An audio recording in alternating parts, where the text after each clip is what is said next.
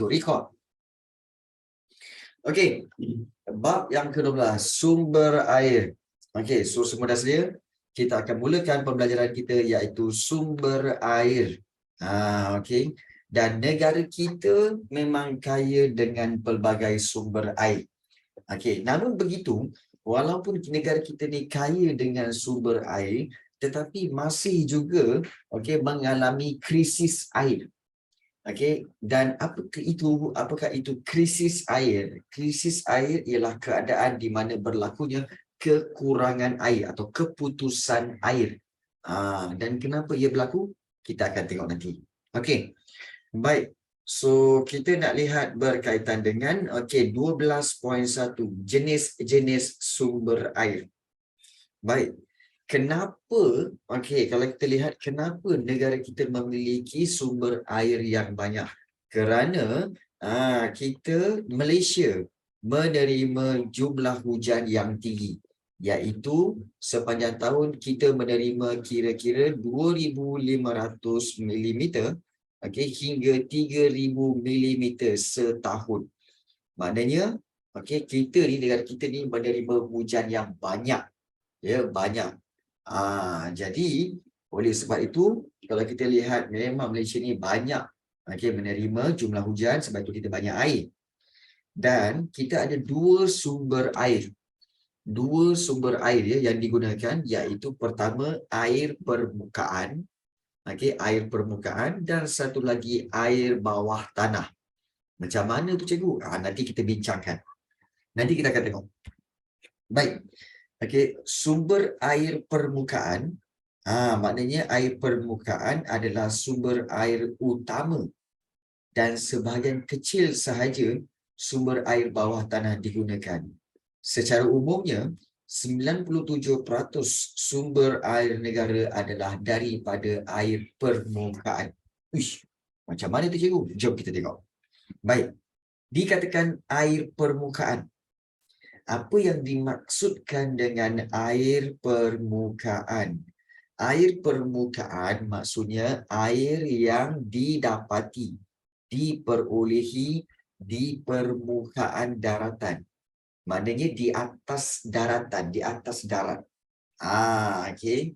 Jadi apabila hujan turun, kita tahu bila hujan turun, air hujan ini akan mengalami beberapa proses hidrologi seperti intersepsi dan juga infiltrasi. Intersepsi dan apa juga... maksud dua tu cikgu? Apa dia? Apa maksud dua tu? Baik, bagus. Kalau kita lihat di sini, intersepsi bermaksud proses air hujan yang jatuh di permukaan daratan. Dia jatuh. Air hujan kan jatuh ke atas darat, tetapi tidak menyerap ke dalam tanah. Maknanya tidak masuk ke dalam tanah. Tidak absorb oleh tanah. Itu intersepsi. Tetapi ada juga satu lagi proses infiltrasi, iaitu proses air di permukaan daratan yang menyerap ke dalam tanah. Intersepsi dia tidak menyerap. Ya. Intersepsi tidak menyerap ke dalam tanah. Infiltrasi adalah air yang menyerap ke dalam tanah. So dia ada dua. Ini contohnya. Kalau kita lihat di sini, air larian permukaan ni. Kita tahu apabila hujan turun, bila hujan turun, kebanyakan air akan dia melalui ke atas. Air larian permukaan. Dia akan turun ke bukit dan kemudian dia akan turun ke sungai-sungai. Ini semua dipanggil adalah sebagai intersepsi. Maknanya air yang di atas tu intersepsi. Tapi ada sedikit juga air yang akan masuk ke bawah tanah, yang akan absorb ke dalam tanah. Itu dipanggil sebagai infiltrasi. Baik, air yang masuk ke dalam tanah itu dipanggil infiltrasi. Proses infiltrasi iaitu proses air masuk ke dalam tanah. Kalau air yang di atas larian permukaan, ini dipanggil air intersepsi. Intersepsi. Okey. Baik, boleh faham tak ni? Okey, intersepsi dengan infiltrasi. Boleh faham tak ni? Boleh tak ni? Boleh faham tak ni? Boleh okey. Boleh. Yang atas intersepsi, kalau air yang masuk ke dalam tanah itu dipanggil infiltrasi. Itu dia. Fahami betul-betul. Okey, fahami betul-betul Baik. Jadi kalau kita lihat air hujan yang akan mengalir tu, okey, air hujan akan mengalir, okey, air hujan akan mengalir di permukaan bumi sebagai air permukaan yang akan sampai ke sistem saliran. Maknanya yang akan sampai ke mana? Sampai ke sungai, sampai ke empangan, sampai ke tasik. Jadi sungai akan menjadi sumber air utama untuk kegunaan harian. Okey, kegunaan harian ni. Harian ni seperti apa? Mencuci, masak, minum, makan dan sebagainya. Okey. Kemudian kegunaan industri dan juga sumber pengairan bagi pertanian. Ya. Baru sebut dah hujan kat luar. Okey, tempat kamu hujan tak? Tempat cikgu ni baru cerita dah hujan turun. Okey, sana hujan tak? Ke tak hujan Ashraf kata tak ada. Panas sangat. Okey, mungkin di Bintulu sepatutnya akan mula angin monsun timur laut Di Bintulu akan bermulanya angin monsun timur laut. Ya betul. Angin monsun timur laut. Dalam tempoh beberapa minggu ini. So akan bermula hujan yang lebat. Tempat saya hujan cikgu. Ya betul David. So tempat cikgu pun hujan lebat ni. Ya. Awan gelap tapi tak hujan. Belum lagi kot. Kat sini dah hujan dah. Jadi kalau kita lihat, itulah dia. Air hujan yang turun menyebabkan intersepsi, infiltrasi, dan air-air itu akan mengalir di permukaan bumi seperti di sungai, di empangan dan tasik. Dan kalau kita lihat, sungai merupakan sumber air utama. Dan di Malaysia ini, terdapat lebih kurang 150 lembangan sungai utama di Malaysia yang membekalkan sumber air mentah negara. Jadi antara sungai dan tasik yang membekalkan sumber air utama ni adalah seperti Sungai Kelantan, Sungai Rajang, Sungai Pahang, Sungai Muda, Sungai Kinabatangan. Ini adalah kita kata sebagai sungai-sungai yang membekalkan sumber air utama. Sekarang awal mendung baik. Kemudian kalau kita lihat tasik pun banyak. Sungai dan tasik. Tasik seperti Tasik Banding di Perak, Tasik Kenyir di Terengganu, Tasik Bera di Pahang dan juga Tasik Cenderuk di Perak. Ini semua sungai dan tasik yang membekalkan sumber air utama di Malaysia. Sumber air utama di Malaysia.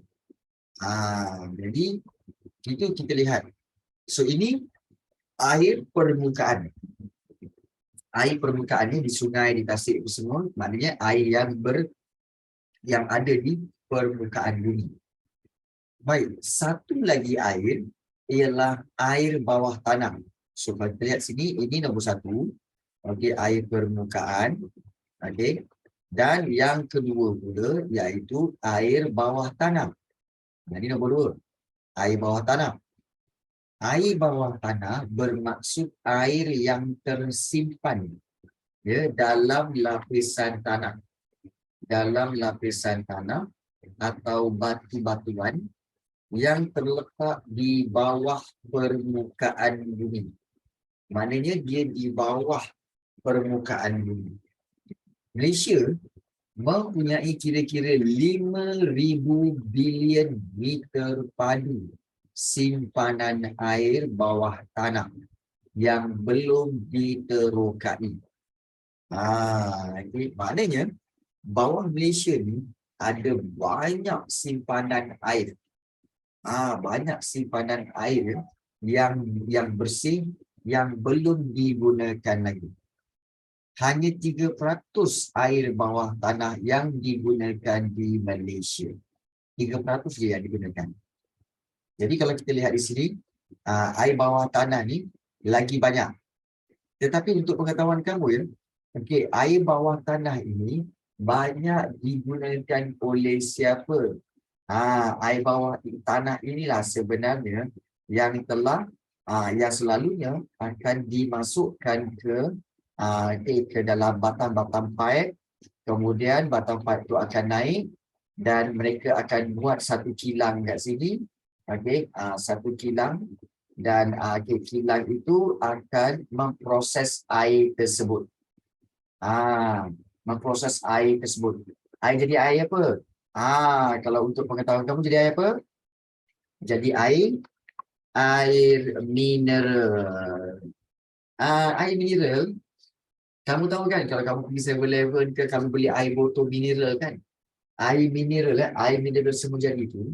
Maksud air mineral itu adalah air yang diambil daripada air bawah tanah. Itu air mineral. Itu yang kamu beli itu ya, Spritzer, air zam-zam, air bawah tanah kat situ, ya betul. Air zam-zam, air bawah tanah. So di Malaysia ni ada banyak kilang-kilang yang membotolkan air mineral ini. Yang membotolkan air mineral seperti Spritzer, kemudian apa lagi ya? Kemudian ada brand apa lagi? Banyak lagi brand air mineral. Dan kalau nama dia air mineral, maknanya air yang diambil di bawah tanah. Okay. Kenapa zam-zam air bawah tanah? Sebab dia berada di bawah tanah. Okay. Sebab dia berada di bawah tanah, sebab tu dipanggil air bawah tanah. Jadi, inilah dia. Kita kata sebagai dua jenis air yang ada.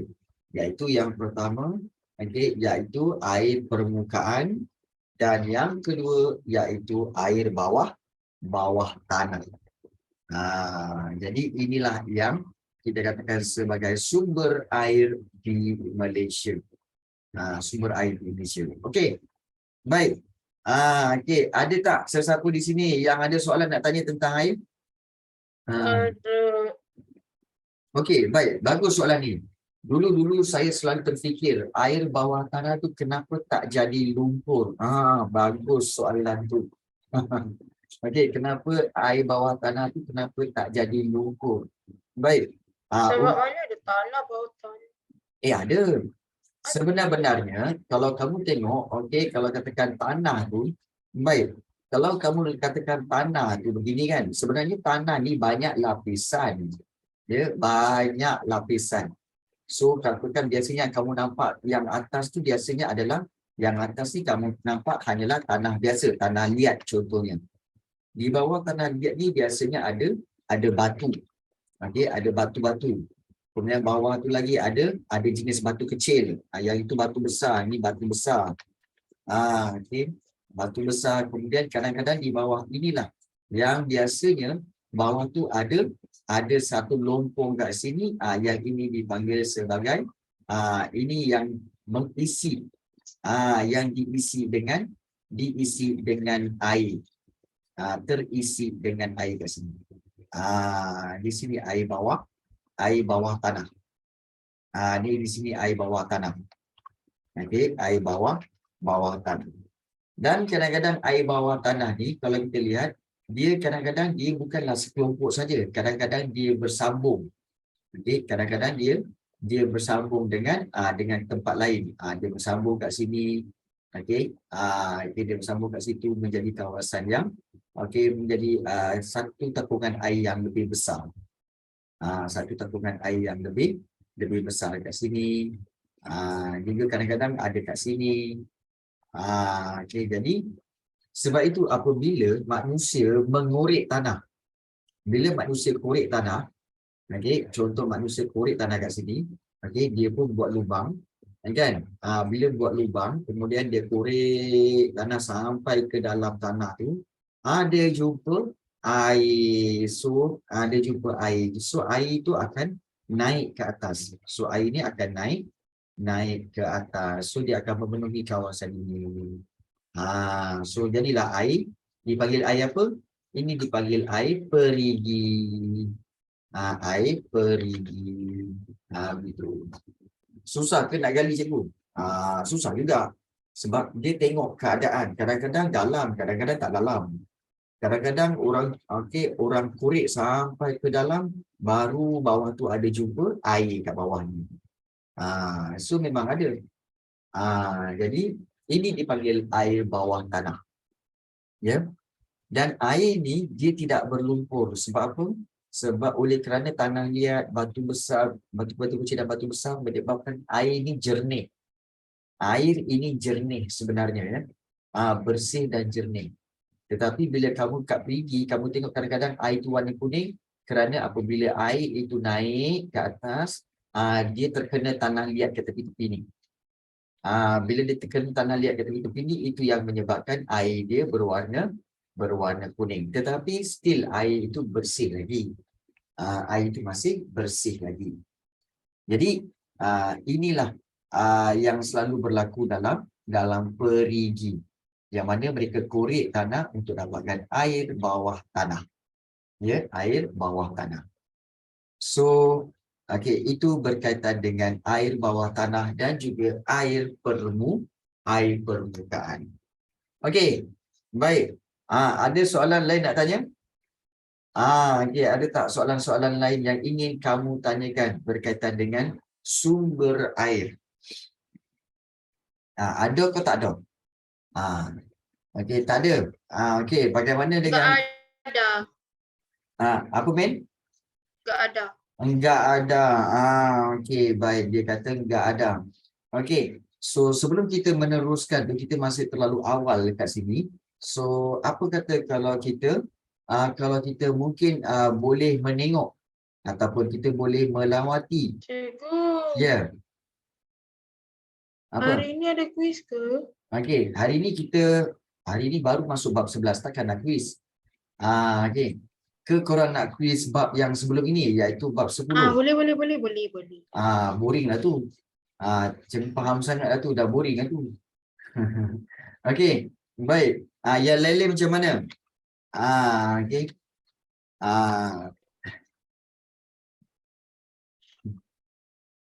Baik.